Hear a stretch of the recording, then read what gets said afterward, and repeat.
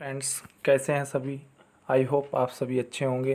तो फ्रेंड्स, आज हम आप लोगों के लिए लेकर आए हैं कुछ बायोलॉजी के कुछ इम्पोर्टेंट क्वेश्चंस जो कि अधिकतर जनरल साइंस के थ्रू सभी एग्ज़ाम्स में पूछे जाते हैं। और बायोलॉजी का काफ़ी रोल रहता है। हर तरह के जो इम्पोर्टेंट क्वेश्चन हैं वो इस वीडियो में हम डिस्कस करेंगे। और फ्रेंड्स, एग्ज़ाम के ही पॉइंट ऑफ व्यू से नहीं, वैसे भी हर स्टूडेंट को बायोलॉजी के कुछ इम्पोर्टेंट फैक्ट्स की नॉलेज होनी चाहिए। तो फ्रेंड्स, इम्पोर्टेंट फैक्ट्स जो हैं हम इस वीडियो में डिस्कस करने वाले हैं। आप सभी बने रहिए हमारे साथ वीडियो के एंड तक। तो चलिए स्टार्ट करते हैं। हमारा पहला क्वेश्चन स्क्रीन पर है। मछली के हृदय में कितने प्रकोष्ठ यानी चैम्बर्स जो होते हैं वो कितने होते हैं? तो फ्रेंड्स, ये होते हैं 2 चैम्बर्स। और मनुष्य के हृदय में ये 4 चैम्बर्स होते हैं। बढ़ते हैं नेक्स्ट क्वेश्चन की तरफ। हमारा अगला प्रश्न है, शरीर में वाइट ब्लड सेल्स जिसे बोलते हैं WBC, और कई बार इसकी जो फुल फॉर्म भी पूछी जाती है, तो इसका मुख्य कार्य क्या होता है? तो इसका मुख्य कार्य जो होता है वो शरीर को डिसीज से बचाना या फिर स्टेमिना बढ़ाना, प्रतिरोधक क्षमता को बढ़ाना। नेक्स्ट क्वेश्चन है, हरे पौधों में प्रकाश संश्लेषण की इकाई क्या कहलाती है? तो फ्रेंड्स, ये कहलाती है क्वांटोसोम। नेक्स्ट है हमारा, मानव शरीर में रक्त से अवांछनीय पदार्थों को पृथक करने का कार्य कौन सा अंग करता है? जो मानव शरीर के रक्त में कुछ हानिकारक पदार्थ जो होते हैं तो उनको निकालने का जो काम करता है वो हमारा करता है किडनी। नेक्स्ट है फ्रेंड्स हमारा, 40 वर्ष पूरे हो जाने पर चर्चित अप्सरा क्या है? तो ये जो चर्चित अप्सरा है ये है न्यूक्लियर रिएक्टर। ये हमारा काफ़ी इम्पोर्टेंट क्वेश्चन है। नेक्स्ट क्वेश्चन है, डायनेमा का कार्य क्या है? तो डायनेमा का जो कार्य होता है वो यांत्रिक ऊर्जा से विद्युत ऊर्जा का उत्पादन करना। काफ़ी इम्पोर्टेंट क्वेश्चन है। नेक्स्ट है हमारा, पिच ब्लेडी से कौन सा रेडियो एक्टिव तत्व प्राप्त किया जाता था या फिर किया गया था? तो फ्रेंड्स, ये किया गया था रेडियम। अगला प्रश्न है हमारा, गिरगिट की त्वचा में रंग बदलने का कारण क्या है? तो ये है उसकी त्वचा में मेलानोफोर नामक असंख्य रंग द्रव्य कोशिकाओं की उपस्थिति के कारण। ये याद रखने वाली चीज़ है, मेलानोफोर। काफ़ी इम्पोर्टेंट क्वेश्चन है। अगला क्वेश्चन है, कहते हैं ना कि गिरगिट की तरह रंग बदल लिया, यानी किसी को धोखा दे देना या फिर अपनी बात से मुकर जाना। नेक्स्ट है, प्रकृति में सबसे अधिक मात्रा में पाए जाने वाला कार्बनिक यौगिक। तो ये होता है सेलुलोज। नेक्स्ट क्वेश्चन है, समुद्र के किनारे उगने वाले वृक्षों में वार्षिक वलय एनुअल रिंग्स क्यों नहीं होते? तो क्योंकि यहाँ की जलवायु में स्पष्ट भिन्नता नहीं होती, तो इस वजह से इनमें एनुअल रिंग्स नहीं पाए जाते हैं। नेक्स्ट क्वेश्चन हमारा है स्क्रीन पर, वृद्धावस्था का अध्ययन विज्ञान किस शाखा के अंतर्गत किया जाता है? तो ये किया जाता है फ्रेंड्स जीरेंटोलॉजी के थ्रू। नेक्स्ट क्वेश्चन है, डोलोमाइट कैकोस किसका आवश्यक है? तो ये है कैल्शियम का। और ध्वनि की तीव्रता मापने वाला यंत्र क्या कहलाता है? तो ये कहलाता है ऑडियोमीटर। नेक्स्ट है हमारा, दूध का खट्टा होना किसके द्वारा होता है? तो ये जीवाणु द्वारा होता है। काफ़ी इम्पोर्टेंट क्वेश्चन है। अगला है, खट्टे फलों का कौन सा विटामिन पाया जाता है? तो ये विटामिन C पाया जाता है, जैसे कि नींबू हो गया, संतरा हो गया, या फिर कच्चा आम हो गया, आंवला हो गया, इनमें सभी विटामिन C पाया जाता है। नेक्स्ट क्वेश्चन है हमारा, और विटामिन C की कमी से स्कर्वी रोग हो जाता है। नेक्स्ट क्वेश्चन है, लाल रक्त कण जो होते हैं रेड ब्लड सेल्स का निर्माण कहाँ होता है? तो ये होता है अस्थिमज्जा में। तो फ्रेंड्स, हो सकता है जिसने पढ़ रखा है ये चैप्टर और जिसने पहले से रिवीजन कर लिए हैं उनके लिए हो सकते हैं इजी हों, बट ये क्वेश्चन सारे के सारे एग्ज़ाम के पॉइंट ऑफ व्यू से बहुत ही ज़्यादा इंपॉर्टेंट है। तो आप लोग बने रहिए हमारे साथ वीडियो के एंड तक, और भी बहुत सारे इंपॉर्टेंट क्वेश्चन जो है इस वीडियो में कवर कराएंगे। नेक्स्ट है, लाल रक्त कण RBC का जो जीवन काल होता है वो कितने दिन का होता है? तो ये होता है 120 दिन का। नेक्स्ट, श्वेत रक्त कण व्हाइट ब्लड सेल का जीवन काल कितने दिन का होता है? तो ये 1 से 4 दिनों तक होता है। और श्वेत रक्त कण व्हाइट ब्लड सेल को क्या कहते हैं? तो तो फ्रेंड्स इसको कहते हैं ल्यूकोसाइट। इसको ल्यूकोसाइट कहते हैं। बहुत ही ज़्यादा इम्पोर्टेंट क्वेश्चन है, कई बार एग्जाम्स में पूछा गया है। और वहीं बात करें लाल रक्त कण रेड ब्लड सेल्स को क्या कहा जाता है, तो इसको कहा जाता है एंथ्रोसाइट। ये भी काफ़ी इम्पोर्टेंट क्वेश्चन है। अगला है शरीर का ताप नियंत्रक कौन होता है, तो ये होता है हाइपोथैलेमस ग्लैंड। नेक्स्ट है मनुष्य ह्यूमन की सर्वदाता रक्त समूह जिसे बोलते हैं यूनिवर्सल डोनर, तो सर्वदाता बोलते हैं हमारा ओ को। और वहीं बात करें मनुष्य की सर्वग्राही रक्त समूह को, यूनिवर्सल रिसेप्टर जो सभी का रक्त ग्रहण कर ले, तो उसको बोलते हैं AB। और फ्रेंड्स जो रक्त होता है वो हमारा 4 प्रकार का होता है, AB और AB और O, 4 प्रकार का होता है। और O को सर्वदाता और AB को सर्वग्राही कहते हैं। नेक्स्ट क्वेश्चन है रक्तचाप ब्लड प्रेशर मापने के यंत्र को क्या कहा जाता है, तो ये कहा जाता है स्फिग्मोमैनीमीटर। नेक्स्ट क्वेश्चन है ब्लड बैंक को क्या कहलाता है, तो ब्लड बैंक जो होता है प्लीहा को ब्लड बैंक कहते हैं। अगला है भोजन का पाचन कहाँ पर प्रारंभ होता है, तो भोजन का जो पाचन होता है वो मुख से ही प्रारंभ हो जाता है। और सबसे पहले जो है वो कार्बोहाइड्रेट का पाचन होता है। नेक्स्ट है पचे हुए भोजन का अवशोषण कहाँ होता है, तो ये होता है स्मॉल इंटेस्टाइन में। नेक्स्ट है पित्त यानी बाइल किसके द्वारा स्रावित होता है या निकलता है, तो ये यकृत यानी लीवर द्वारा निकलता है, स्रावित होता है। नेक्स्ट है विटामिन A कहाँ संचित किया जाता है, स्टोर किया जाता है, तो ये यकृत में। और शरीर की सबसे बड़ी ग्रंथि जिसे बोलते हैं लार्जेस्ट ग्लैंड कौन सी होती है, तो ये यकृत जिसे लीवर बोलते हैं। नेक्स्ट है सबसे छोटी ग्रंथि स्मॉल ग्लैंड मास्टर ग्रंथि जिसे बोलते हैं वो कौन सी होती है, तो ये होती है प्यूटरी ग्रंथि।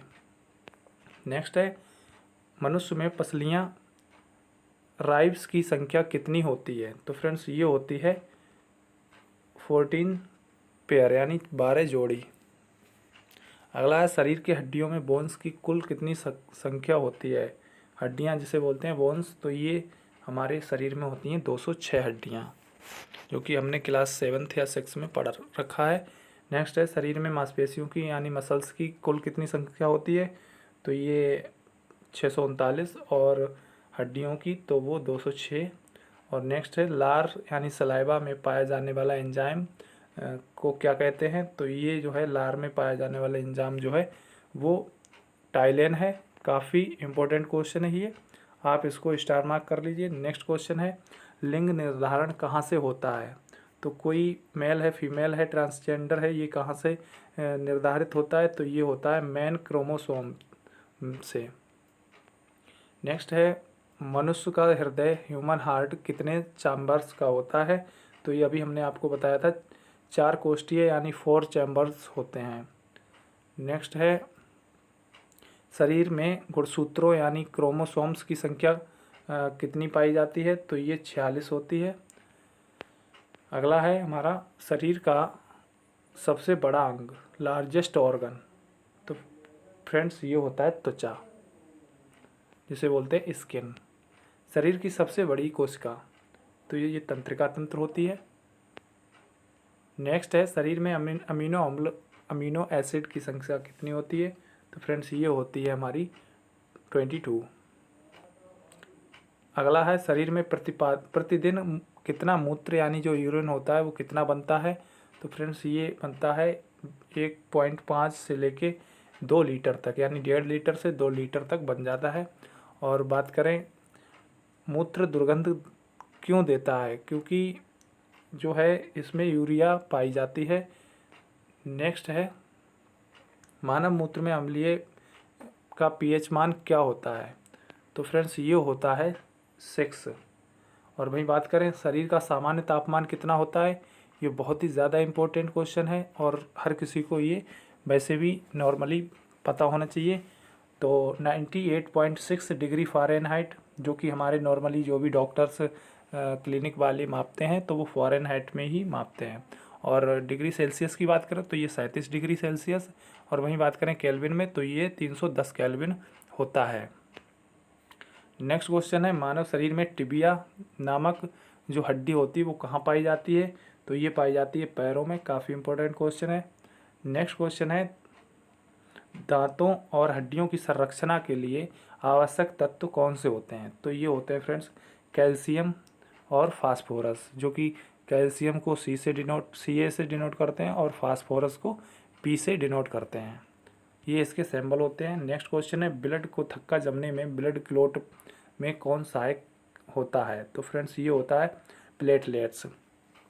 और किसी भी मानव के शरीर में प्लेटलेट्स बहुत ही ज़्यादा इम्पोर्टेंट होती हैं, और इनकी जो संख्या होती है वो 1,50,000 से 4,50,000 के बीच होती है, और जब 1.5 लाख से कम हो जाती है तो फिर जो है बहुत प्रॉब्लम हो जाती है।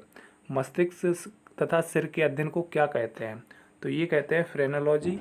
श्वसन के दौरान सर्वाधिक मात्रा में ली गई गैस कौन सी होती है? तो जब हम लोग श्वसन करते हैं, सांस को लेते हैं, तो उस समय नाइट्रोजन सबसे ज़्यादा हम ग्रहण करते हैं। नेक्स्ट क्वेश्चन है, जीवित जीवाश्म एबंडेंट गैस कौन होता है? तो ये साइकस होता है। काफ़ी इंपॉर्टेंट क्वेश्चन है ये। मिनी माता रोग किसके कारण होता है? तो जल में मरकरी के प्रदूषण से ये मिनी माता रोग होता है। अगला प्रश्न है, मानव त्वचा जो ह्यूमन स्किन होती है उसका अध्ययन करने वाली विज्ञान को क्या कहते हैं? तो ये कहते हैं डर्मेटोलॉजिस्ट। नेक्स्ट है, कीड़ों के अध्ययन करने वाली विज्ञान को क्या कहा जाता है? तो ये कहा जाता है एंटोमोलॉजी। काफ़ी इम्पोर्टेंट है।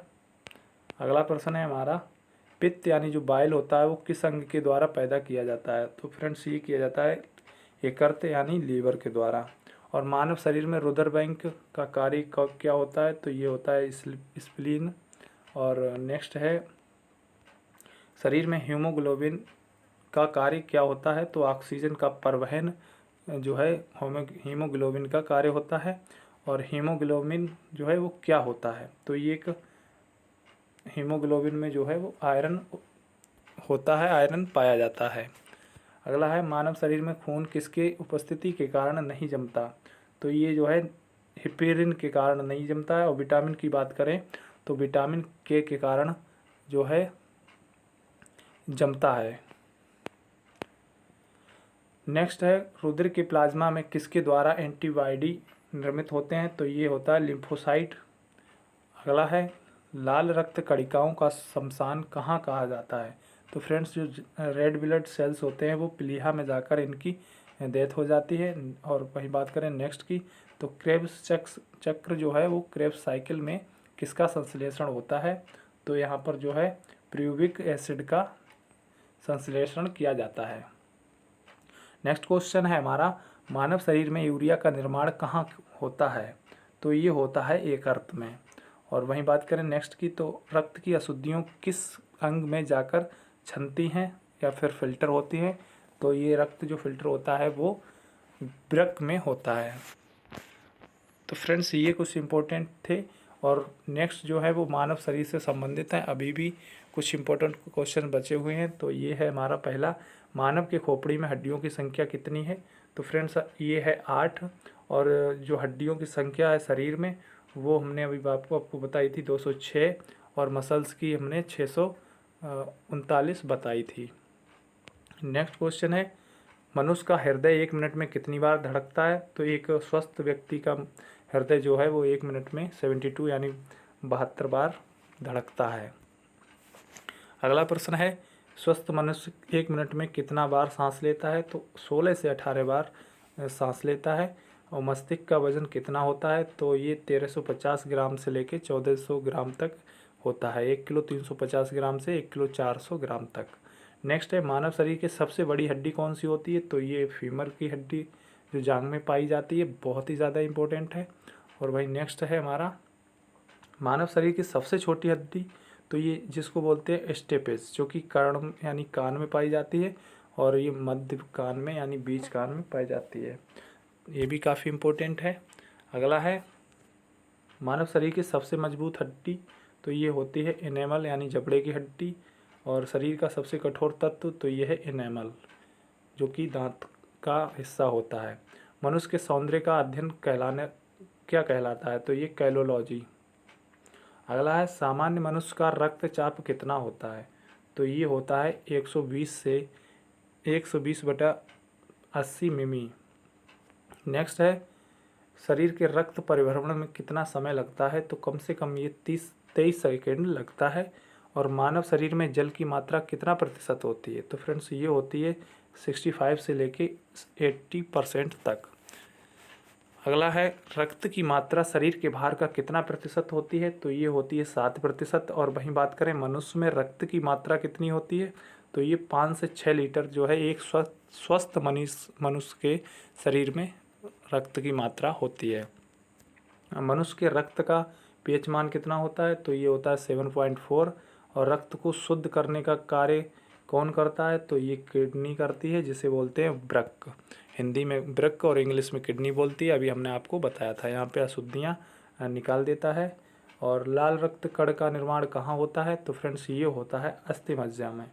और लाल रक्त कण का जीवन काल कितना होता है, तो ये 120 दिन इसका जीवन काल होता है। और ये प्लीहा में जाके फिर इनका डेथ हो जाती है। फ्रेंड्स ये कुछ क्वेश्चंस अभी हमारे जो है रिपीट हो गए। बढ़ते हैं नेक्स्ट क्वेश्चंस की तरफ, इनको जो है स्किप कर दे रहे हैं। नेक्स्ट क्वेश्चन हमारे जो है वो वन लाइनर क्वेश्चन है, काफ़ी इम्पोर्टेंट है। चलिए डिस्कस करते हैं। दूध में पाई जाने वाली शर्करा, तो फ्रेंड्स ये होती है लैक्टोज। और वहीं बात करें दूध में पाया जाने वाला अम्ल, तो ये होता है लैक्टिक अम्ल। और मूत्र का निर्माण कहाँ होता है, तो ये वृक्क में मूत्र का निर्माण होता है। और सबसे लंबा कृमि वर्म, तो ये होता है टैप वर्म। और प्रकाश वर्ष किसका मात्रक है, तो फ्रेंड्स ये है हमारा दूरी का मात्रक। काफ़ी इंपॉर्टेंट क्वेश्चन है। कपड़ा सुखाने तथा दूध से मक्खन निकालने वाली मशीन का कार्य करती है, तो किस सिद्धांत पर करती है, तो ये करती है अपकेंद्र बल के सिद्धांत पर। नेक्स्ट क्वेश्चन है एक अश्व शक्ति बराबर होता है, तो ये होता है फ्रेंड्स 746 वाट। एक अश्व शक्ति बराबर 746 वाट होता है।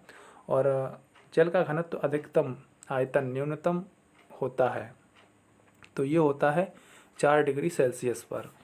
बहुत ही ज़्यादा इम्पोर्टेंट है। पदार्थ का लघुत्तम अंश क्या होता है, तो ये होता है क्वार्क।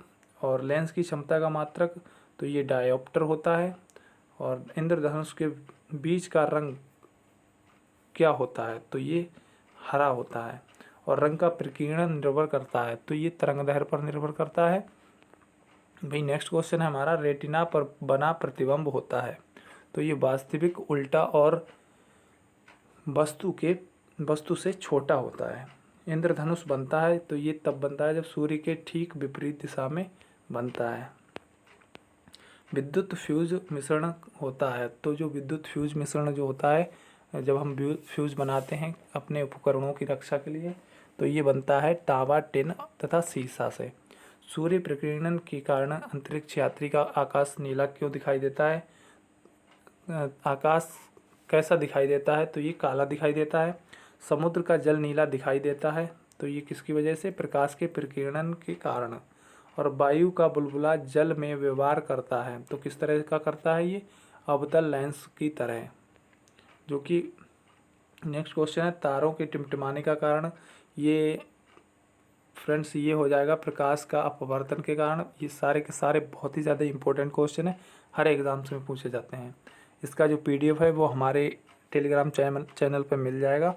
और टेलीग्राम चैनल ज्वाइन करने के लिए हमारा ये चैनल जो है इसके अबाउट में जाकर वहाँ आपको लिंक मिल जाएगा, आप लोग ज्वाइन कर लीजिए।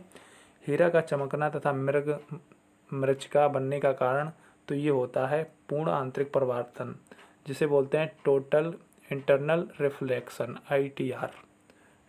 TIR। नेक्स्ट है कैंडेला मात्रक किसका होता है, तो ये होता है ज्योति तीव्रता का। और भू स्तर उपग्रह की पृथ्वी से ऊंचाई कितनी होती है, तो ये होती है 36,000 किलोमीटर तक। जियो स्टेशनरी सैटेलाइट जिसे बोलते हैं। बल्ब का फिलामेंट बना होता है, तो फ्रेंड्स ये बना होता है टंगस्टन से। और सूर्य की ऊर्जा का स्रोत, तो ये नाभिकीय संलयन। और सूर्य में सतह पर जो होते हैं वो हाइड्रोजन और हीलियम 2 गैसें पाई जाती हैं। रेडियो सक्रियता का मात्रक तो ये होता है क्यूरी। भाई नेक्स्ट क्वेश्चन है हमारा, रॉकेट की गति का आधारित संवेग जो है ये संवेग संरक्षण के सिद्धांत पर काम करता है। और मूल रंग किन्हें कहा जाता है, तो फ्रेंड्स ये कहा जाता है नीला, हरा और लाल। अगला प्रश्न है, सेक्सटेंट का प्रयोग किया जाता है, तो ये ऊंचाई मापने के लिए सेक्सटेंट का प्रयोग किया जाता है। और निकट दृष्टि दोष दूर किया जाता है, तो फ्रेंड्स ये किया जाता है अवतल लेंस का प्रयोग करके। निकट और दीर्घ दृष्टि दोष दूर करने के लिए जिसे बोलते हैं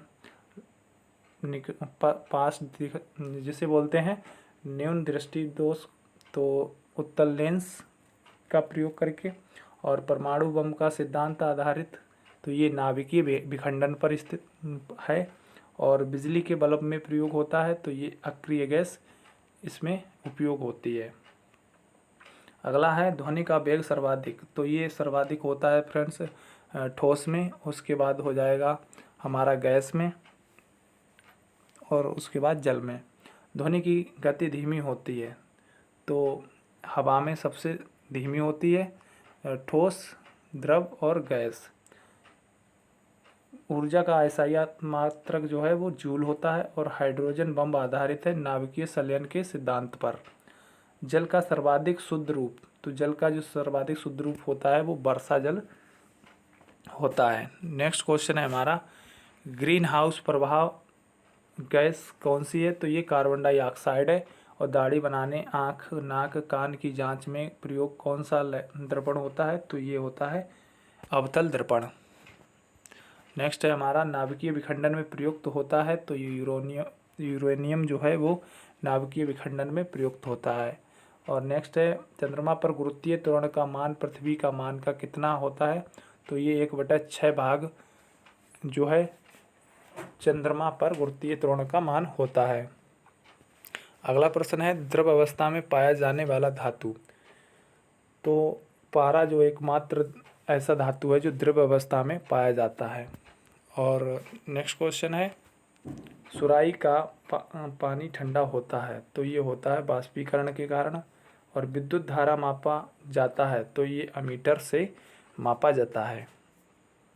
बात करें अदिश राशियों की, तो अदिश राशियाँ ये होती हैं कार्य, ऊर्जा, ताप, समय, चाल। अदिश राशियाँ वे राशियाँ कहलाती हैं जिनको मापने के लिए दिशा की आवश्यकता नहीं होती, सिर्फ परिमाण से काम चल जाता है। और नेक्स्ट है सदिश राशियाँ, तो सदिश राशियाँ वो राशियाँ कहलाती हैं जिसमें परिमाण और दिशा दोनों की आवश्यकता होती है। तो इसमें जो है त्वरण, बल, वेग और विस्थापन, संवेग, ये सभी जो है सदिश राशियाँ कहलाती हैं। और फ्रेंड्स सदिश राशियों के लिए एक ट्रिक है, सदिश राशियाँ जो भी होंगी उसमें जो है बा अवश्य होगा। त्वरण में भी बा है, बल में भी बा है, विस्थापन में भी बा है, संवेग में बा है, और वेग होगा। जो भी वर्ड में बा होगा वो सारी की सारी सदिश राशियाँ होती हैं। नेक्स्ट है, सबसे अधिक तथा सबसे कम तरंगदैर्घ्य किसका होता है, तो सबसे अधिक जो होता है वो लाल रंग का होता है और सबसे कम बैंगनी रंग का। तो सबसे अधिक तरंगदैर्घ्य लाल रंग का होने के कारण जो हमारे सिग्नल लाइट, जो ट्रैफिक लाइटें जो होती हैं उनमें इसका यूज होता है।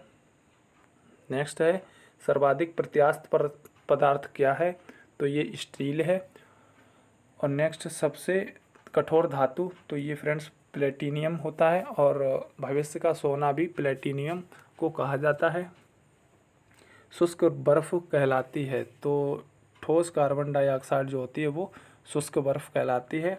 और परमाणु के नाभिक में रहते हैं, तो ये परमाणु के नाभिक में जो है वो प्रोटॉन और न्यूट्रॉन रहते हैं।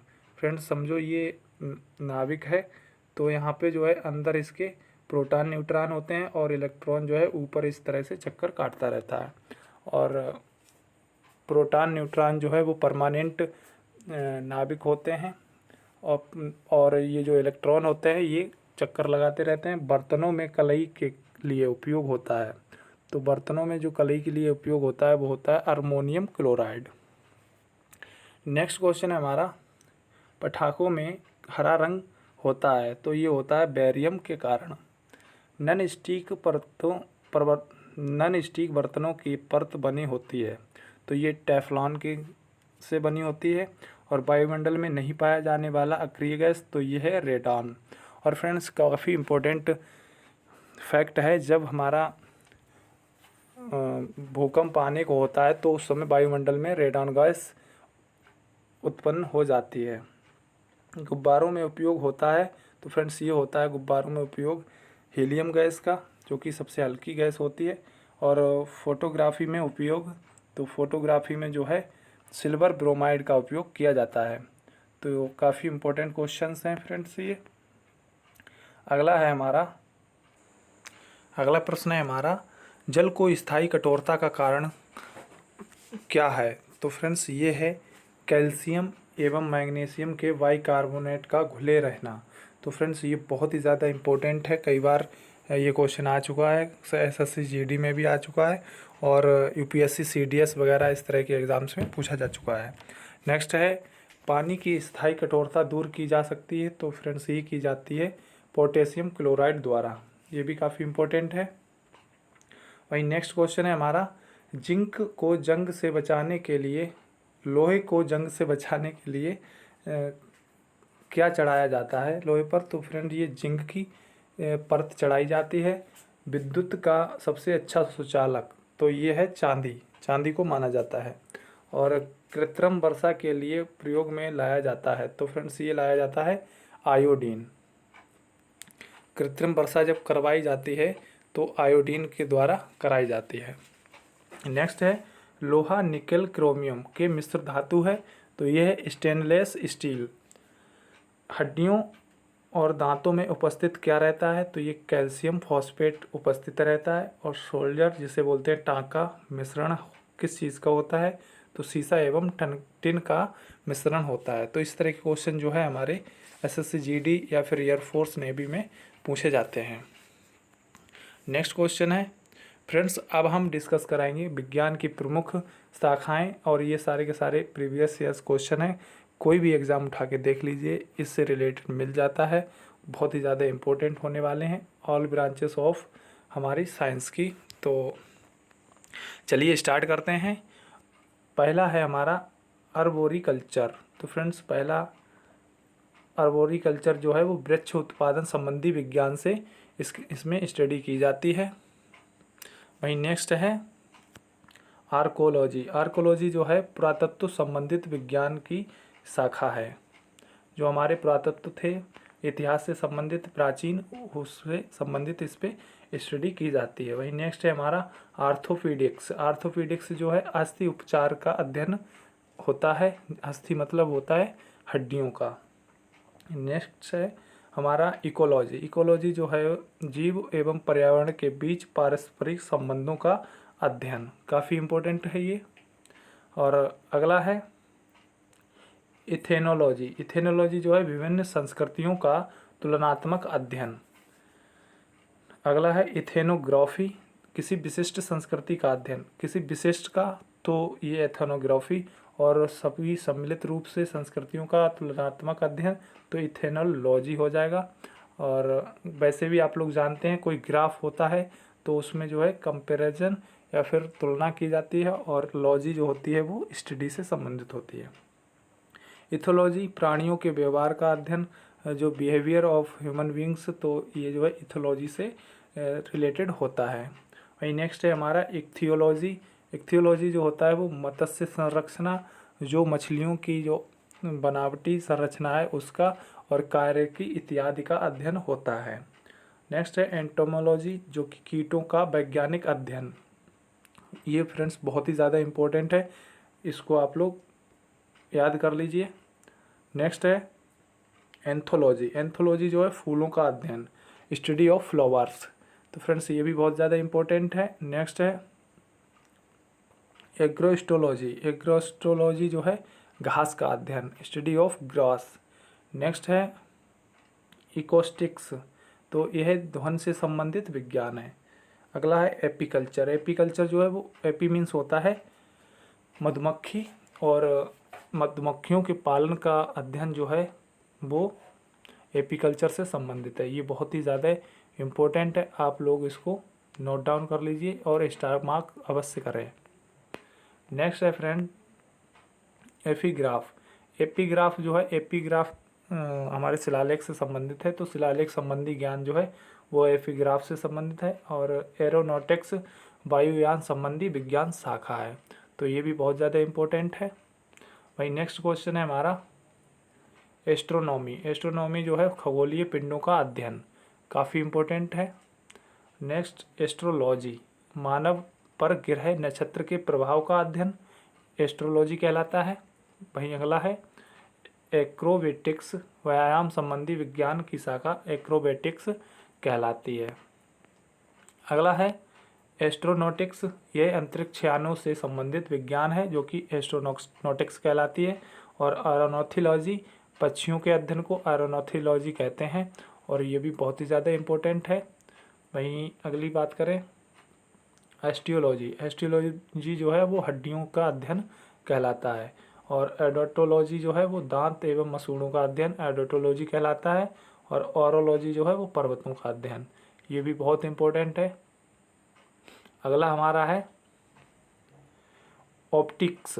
ऑप्टिक्स जो है वो प्रकाश के प्रकार एवं गुणों का, types of light and quality of study of optics जो है ये रिलेटेड इससे है, तो बहुत ही इम्पोर्टेंट ये भी है।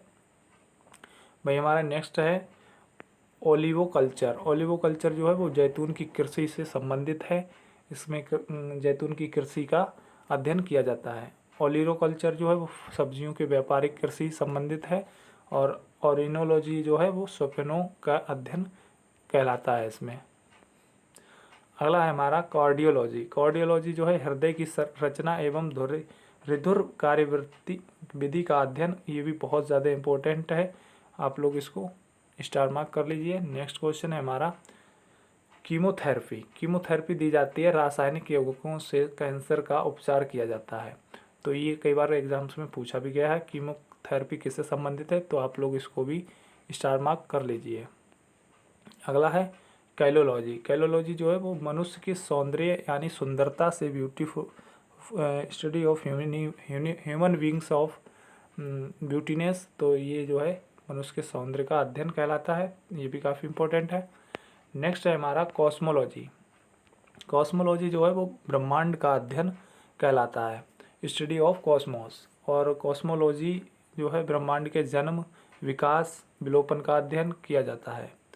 नेक्स्ट है हमारा क्रायोजेनिक्स। क्रायोजेनिक्स जो है निम्न ताप पर वस्तुओं के गुणों एवं अन्य परिघटनाओं का अध्ययन कहलाता है। नेक्स्ट है जेनेटिक्स। जेनेटिक्स जो है जीवों के आनुवांशिक लक्षणों के पीढ़ी दर पीढ़ी हस्तांतरित की प्रक्रिया का अध्ययन किया जाता है इसमें, जिसमें होता है डीएनए और आरएनए, जो हमने आपको पहले भी बताया था, ये सभी इसमें अध्ययन किया जाता है। नेक्स्ट है जेरेंटोलॉजी। फ्रेंड्स जेरेंटोलॉजी जो है वो वृद्ध व्यक्तियों के अध्ययन होता है जो हमारे ओल्ड पर्सन्स होते हैं। अगला है ट्राइबोलॉजी। ट्राइबोलॉजी जो है घर्षण एवं स्नेह का अध्ययन इसमें ट्राइबोलॉजी में किया जाता है। न्यूमेटिक्स जो है वो पुराने सिक्कों का अध्ययन किया जाता है, न्यूमेटिक्स जो काफ़ी इम्पोर्टेंट है। और वहीं न्यूमेरोलॉजी जो है वो अंकों का अध्ययन न्यूमेरोलॉजी में किया जाता है। अगला है न्यूरोलॉजी। न्यूरोलॉजी जो तंत्रिकाओं एवं नाड़ी का अध्ययन न्यूरोलॉजी में कहलाता है। और न्यूरोलॉजी जो है वो तंत्र का अध्ययन होता है इसके अंतर्गत। नेक्स्ट है पिसीकल्चर। तो फ्रेंड्स पिसीकल्चर जो है मछलियों का व्यापार एवं इनका उत्पादन का अध्ययन, ये पिसीकल्चर में होता है, काफ़ी इम्पोर्टेंट है। पेडोगॉजी जो है वो अध्ययन ऑफ आर्ट का जो है कला का अध्ययन इसमें पेडोगॉजी में किया जाता है। अगला प्रश्न है हमारा पैरासिटोलॉजी। पैरासिटोलॉजी जो है वो परजीवी जीवों का अध्ययन पैरासिटोलॉजी में किया जाता है। और पैडोलॉजी जो है वो मिट्टी का अध्ययन, काफ़ी इम्पोर्टेंट है, मिट्टी का अध्ययन जो है पैडोलॉजी में किया जाता है, स्टडी ऑफ सॉइल। नेक्स्ट है पैथोलॉजी। पैथोलॉजी रोगों की प्रकृति के कारण उपचार का अध्ययन किया जाता है। और पैलिनोलॉजी जो है विभिन्न प्रकार के परागणों का अध्ययन, तो ये पैलिनोलॉजी में किया जाता है। नेक्स्ट है पैरोलॉजी। पैरोलॉजी स्पंजों का अध्ययन, जो कवकों का अध्ययन इसी में किया जाता है, काफ़ी इम्पोर्टेंट है। नेक्स्ट है पैलियोंटोलॉजी। पैलियोंटोलॉजी जो है वो जीवाश्मों का अध्ययन कहलाता है। और पोमोलॉजी फलों का अध्ययन, ये बहुत ही ज़्यादा इम्पोर्टेंट है। पोमोलॉजी जो है फलों का अध्ययन बहुत ज़्यादा एग्जाम्स में पूछा जाता है। फ्रेनोलॉजी जो है मस्तिष्क के विभिन्न भागों के क्रियाशीलता एवं विपक्षता का अध्ययन क्रेनोलॉजी कहलाता है, फ्रेनोलॉजी। और फाइकोलॉजी जो है वो शैवाल से संबंधित है, तो ये भी बहुत ज़्यादा इम्पोर्टेंट है। शैवालों का अध्ययन फाइकोलॉजी कहलाता है। अगला है फिजियोग्राफी। फिजियोग्राफी जो प्राकृतिक भूगोलों का अध्ययन फिजियोग्राफी कहलाती है। और फिलॉलॉजी भाषा की संरचना विकास व इतिहास अध्ययन जो है वो फिलॉलॉजी कहलाता है। हमारा नेक्स्ट क्वेश्चन है हमारा फ्लोरिकल्चर। तो फ्रेंड्स फ्लोरिकल्चर जो है वो फूलों की कृषि से संबंधित है, ये भी बहुत ज़्यादा इम्पोर्टेंट है। और बायोकेमिस्ट्री जीव शरीर की रासायनिक क्रियाओं के अध्ययन संबंधी विज्ञान की शाखा जो है वो बायोकेमिस्ट्री से संबंधित है। फ्रेंड्स हमारा अगला प्रश्न है माइक्रोबायोलॉजी। तो माइक्रोबायोलॉजी जो है वो सूक्ष्म विज्ञान के अध्ययन से संबंधित है। हमारा अगला प्रश्न है माइकोलॉजी। माइकोलॉजी जो है वो फफूंद एवं संबंधित विषयों का अध्ययन माइकोलॉजी कहलाता है। अगला प्रश्न हो जाएगा फ्रेंड्स मार्फोलॉजी। मार्फोलॉजी जो है जीव एवं भौतिक जगत की आकारिक अध्ययन कहलाता है। नेक्स्ट है मिनरलोजी। मिनरलोजी जो है वो खनिजों का अध्ययन होता है, जिसे बोलते हैं हम मिनरल्स। तो ये भी काफ़ी इम्पोर्टेंट है, कई बार एग्जाम्स में पूछा भी गया है। नेक्स्ट है मेटेरोलॉजी, ये है वातावरण एवं संबंधित विषयों का अध्ययन। भाई हमारा अगला है मैमोग्राफी। तो फ्रेंड्स ये जो है स्त्रियों की स्तनों की जांच करने वाली चिकित्सा विज्ञान की एक शाखा है जो मैमोग्राफी में आती है। नेक्स्ट है मैमोलॉजी। मैमोलॉजी जो है वो स्तनधारी जंतुओं का अध्ययन कहलाता है। अगला है मैरीकल्चर। मैरीकल्चर जो है वो समुद्र जीवों का अध्ययन होता है इसमें। और मॉर्फोलॉजी जो है वो पौधों की बाध्य संरचना का अध्ययन होता है। और नेक्स्ट है हमारा मॉलिक्यूलर। मॉलिक्यूलर जो होते हैं वो बायोलॉजी आणविक स्तर पर जीवों की संरचना एवं कार्यों का अध्ययन मॉलिक्यूलर कहलाती है। और मॉलिक्यूलर अणु जो है वो इसी के अंतर्गत आते हैं। नेक्स्ट है लिथोलॉजी। लिथोलॉजी जो है वो चट्टानों एवं पत्थरों से संबंधित विषयों के अध्ययन को लिथोलॉजी कहते हैं। अगला है हमारा लेक्सिकोग्राफी। फ्रेंड्स लेक्सिकोग्राफी जो है काफ़ी इम्पोर्टेंट है, ये शब्दकोश का संकलन कहलाता है। तो ये काफ़ी बार पूछा गया है, काफ़ी इम्पोर्टेंट है, इंग्लिश में भी पूछा जाता है ये। और विटिकल्चर जो है वो अंगूर का अध्ययन, अंगूर की खेती का अध्ययन। तो ऐसा नहीं है फ्रेंड्स, वन वर्ड सब्स्टिट्यूशन में इंग्लिश में भी ये काफ़ी इम्पोर्टेंट है। और साइंस में या फिर जनरल साइंस में, जीके में, किसी में भी ये काफ़ी इम्पोर्टेंट होते हैं। तो साइकोलॉजी जो है बहुत ही ज़्यादा इम्पोर्टेंट है। साइकोलॉजी तो ये मनोविज्ञान का अध्ययन करना, किसी व्यक्ति के मन की बात को जान लेना साइकोलॉजी कहते हैं। तो फ्रेंड्स ये थे हमारे आज के कुछ इम्पोर्टेंट बायोलॉजी से संबंधित कुछ इम्पोर्टेंट क्वेश्चंस जो कि आपके सभी परीक्षाओं में अधिकतर पूछे गए हैं। और आई होप नेक्स्ट फ्रेंड्स आज का सेशन हमारा यहीं पर ख़त्म होता है। तो आज के लिए हम आप लोगों के लिए लाए हैं एक इम्पोर्टेंट क्वेश्चन, जो कि आपको कमेंट बॉक्स में इसका आंसर देना है। वह कौन सा ताप है जिस पर सेल्सियस और फ़ारेनहाइट पैमाने का मान समान होता है। तो फ्रेंड्स आपको वो तापमान का मान बताना है, किस तापमान पर ये दोनों का मान समान होता है। तो फ्रेंड्स आज का ये सेशन आप लोगों को कैसा लगा कमेंट बॉक्स में ज़रूर बताएं। और मेरे लिए कोई सजेशन या फिर कोई एडवाइस हो तो भी आप लोग कमेंट बॉक्स में अवश्य लिखें। तो फ्रेंड्स ऐसे ही हम लाते रहेंगे आपके लिए नए नए टॉपिक्स पर इम्पोर्टेंट क्वेश्चंस की सीरीज़। और बने रहिए आप लोग हमारे साथ।